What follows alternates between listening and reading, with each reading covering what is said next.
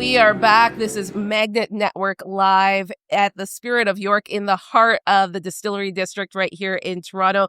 I'm your host, Maggie John, and I'm now joined by Danielle Cadhit. She is a creative practitioner, futurist, and strategist passionate about systems design and transformation. She is the director of systems and emergent strategy at Coralus, a global community of changemakers working on initiatives, projects, and businesses practicing radical generosity in order to create a world that has humans thriving. I love this.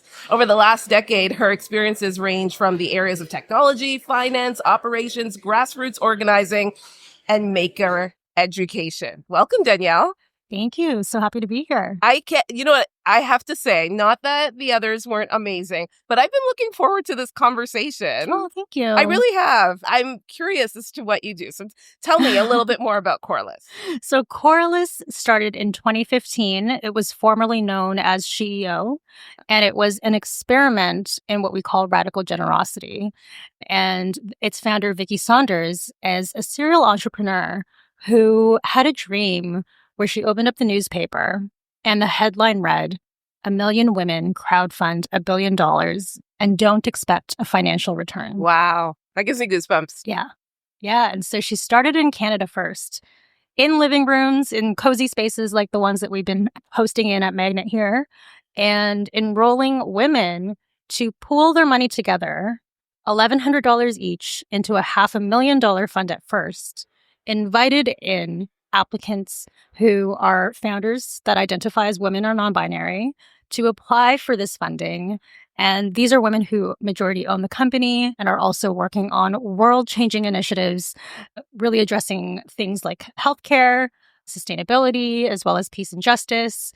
And what was very different about this model of funding is that we were overturning power systems where the decisions that were made by a handful of people in a boardroom in the traditional venture capital world, we were allowing the women who pooled the money together to vote democratically on who should receive the capital that year in the form of a 0% interest loan paid back over 5 years. Wow. And so that was 9 years ago.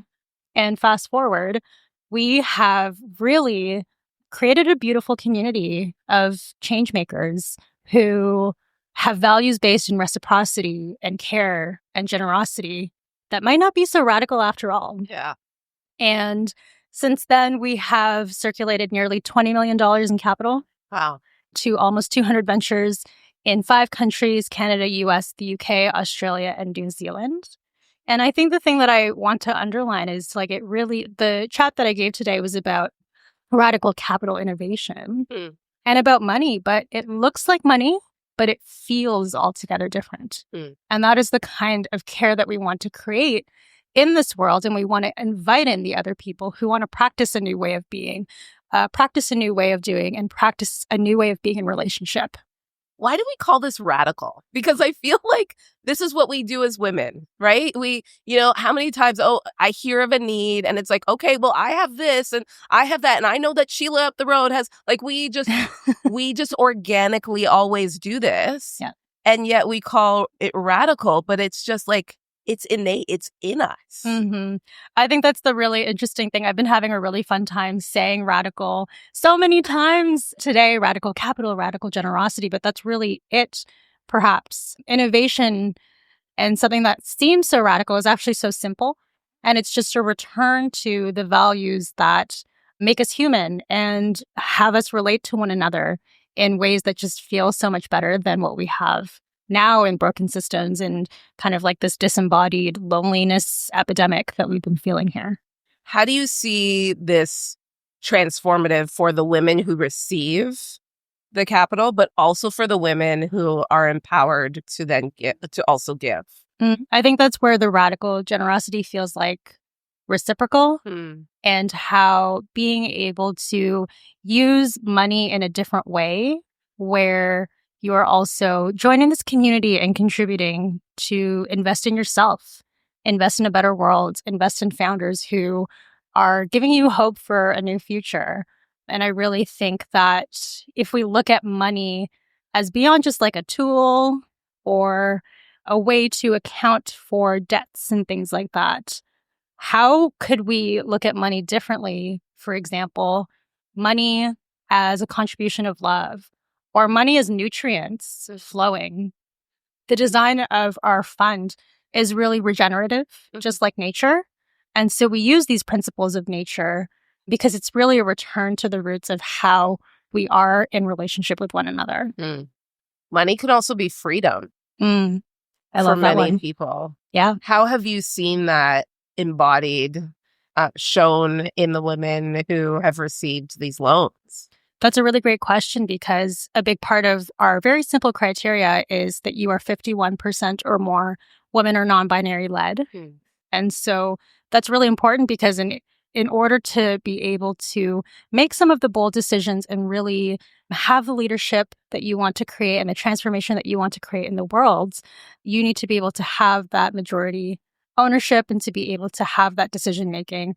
And because we don't take any equity in the companies, and this gift of community capital is in the form of a loan, we don't take any equity, and you still own the majority share of your company. And that has enabled founders to be liberated to feel into the decisions that make the most sense, rather than the playbook of success that startup world tells us is what you need to look like. Yeah. How can organizations better empower entrepreneurs, particularly from underrepresented communities, to contribute to a thriving, inclusive economic ecosystem? What I really love about the Coralus community is it really is all ages and stages. And so, I mean, we look very different than we did in the beginning, and we're constantly evolving and inviting in new folks. And where else will you see a community where, maybe a former bank executive is voting alongside her 16-year-old daughter, and each woman has the same voice and same vote? And so I think people talk a lot about including people and bringing them to the table, but then also being able to expand that power width and that equity. And one of the things that I'm really excited about in the evolution of Coralus is going beyond the capital, because I think if we think about financial capital, there's social capital and relationships that we need to return to, that deep intimacy. And one of the things that we're very excited about is designing structures that allow us to go deeper. And so we have created a structure where people can find one another and form small groups around topics and themes that they really care about, and might be a journey that they want to go on for the next 6 months with someone. And we've had 90 people from the community who have volunteered to catalyze a pod on themes that cross so many different topics, whether it's exporting, whether it is looking at sacred plant medicine, or even navigating spaces as a person of color. And so that really is the depth of being able to not only include people, allow them to find their peers, know that there is no playbook and they get to co-create this with one another, and that they can also have the collective leadership to shape the experience. As you were talking about that, Danielle, and as you painted the picture of the mom with the 16-year-old and they're both voting at the same time, so many times, if you don't have the finances to do something, you can think that you're powerless. And what I see is creating a group where collectively you can come together, also, provide power for another woman, but also show that your little bit, whatever that is, can help empower others. And sometimes we can feel like, well, I only have $100, or I only have this amount. I can't do this. I can't invest in this area, or, I see a need, but I can't really pour into it. But collectively as a community, we can make a difference, and we can change things drastically, giving freedom to another woman who can then pursue her dream. You talked about reciprocal. It goes on and on and on and on. One of the things that you touched on was also just the contribution. One of the things that we have evolved into is we've introduced a sliding scale access to the community.